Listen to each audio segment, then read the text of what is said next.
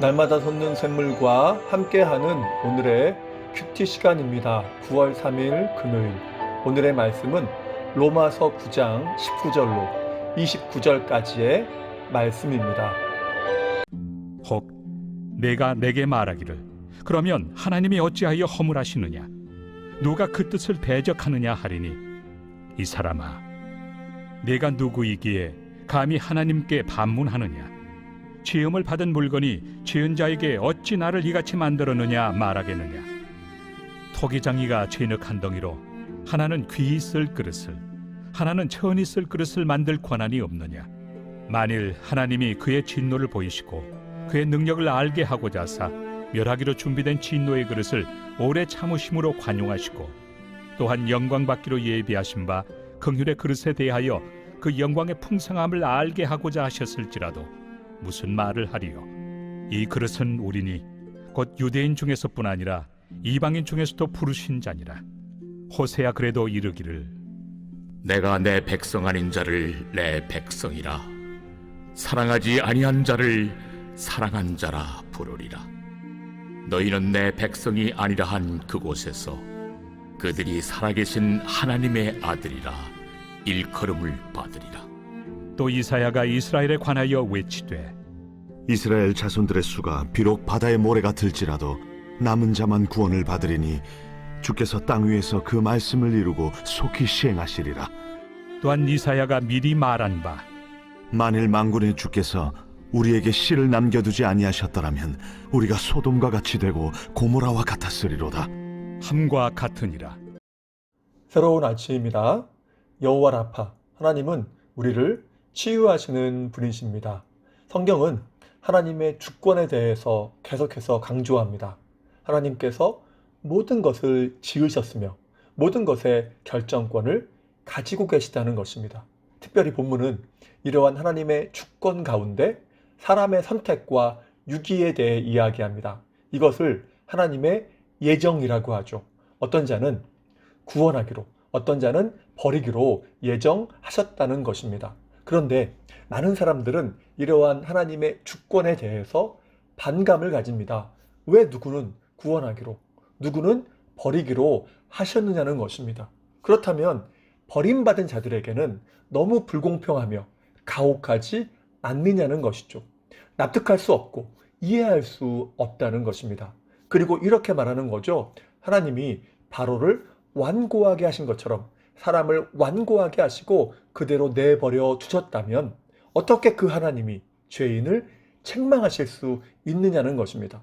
하나님이 하신다면 아무도 그것을 거역할 수 없는데 그러면 그 사람에게는 잘못이 없지 않느냐라고 항변하는 것입니다. 이러한 반문에 대해서 20절에서 말씀하죠. 책망하는 것입니다. 이 사람아, 내가 누구이기에 감히 하나님을 반문하느냐? 지음을 받은 물건이 지은 자에게 어찌 나를 이같이 만들었느냐 말하겠느냐? 어떻게 피조물인 인간이 창조주 하나님께 항의하며 적대감으로 질문할 수 있느냐는 것입니다. 기본적으로 인간은 하나님과 논쟁하거나 납득할 수 있는 설명을 요구할 자격이 없는 존재라는 것입니다. 왜냐하면 모든 것의 전적인 권한이 창조주이신 하나님께 있기 때문입니다. 그래서 21절에서 말씀하죠.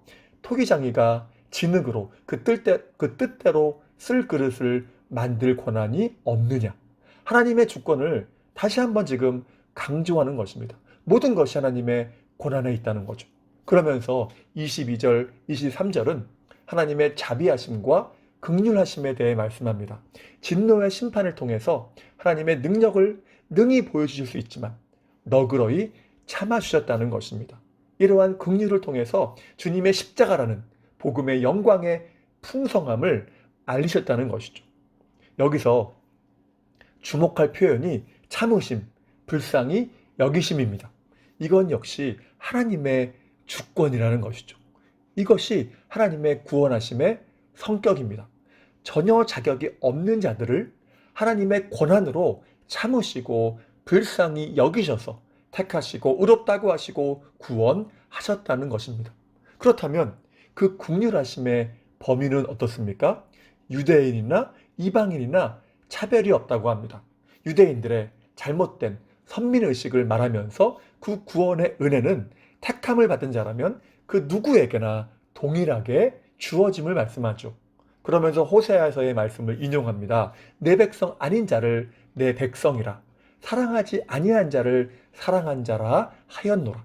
그 백성이 범죄할 때에 하나님은 진노하심으로 루암미, 곧 너희는 내 백성이 아니야 라고 하셨지만 그 사랑 때문에 다시금 암미, 곧 그래도 너희는 내 백성이야 라고 하시고 로루아마, 곧 긍휼히 여기지 않는다고 하셨지만 다시금 루아마, 그래도 난 너희를 긍휼히 여길 거야 라고 하셨다는 것이죠. 우리는 여기서도 로마서에 보이지 않게 흐르는 주제, 하나님이 우리의 진정한 아버지가 되신다고 하는 것을 보게 됩니다. 아무리 자식이 잘못해도 자식은 자식이지 않습니까?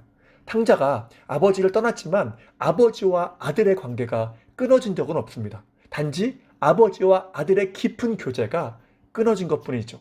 그리고 아들이 돌아왔을 때 그 깊은 교제의 관계가 회복된 것입니다.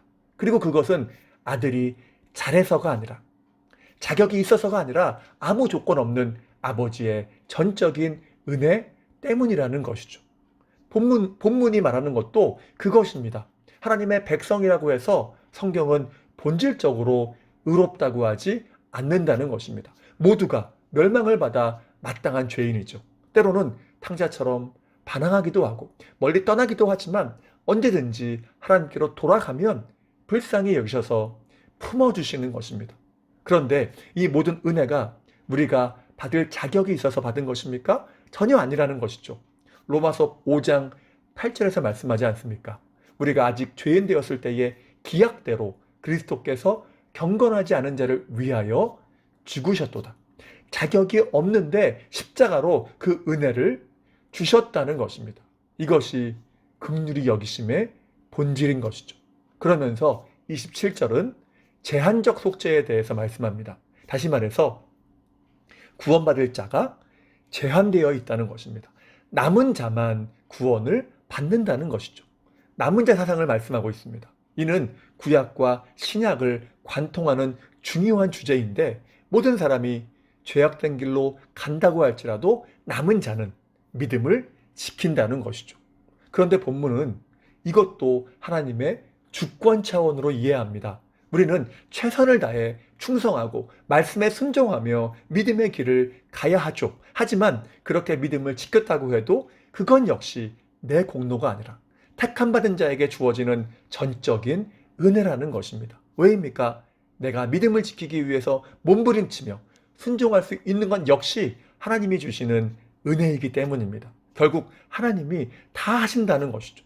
바울이 고백하지 않습니까? 고린도전서 15장 10절이죠. 내가 모든 사도보다 더 많이 수고하였으나 내가 한 것이 아니요 나와 함께 하신 하나님의 은혜다. 그가 힘을 다해 바울이 수고했지만 골로새서 1장 29절 말씀처럼 내 안에서 역사하시는 이의 역사를 따라서 성령의 역사를 따라서 힘을 다해 수고한 것입니다. 그 은혜로 감당했다는 것이죠. 그래서 29절에서 중요한 말씀을 하죠. 하나님께서 씨를 남겨주지 않으셨다면 우리가 소돔과 고모라 같이 멸망했을 것이다.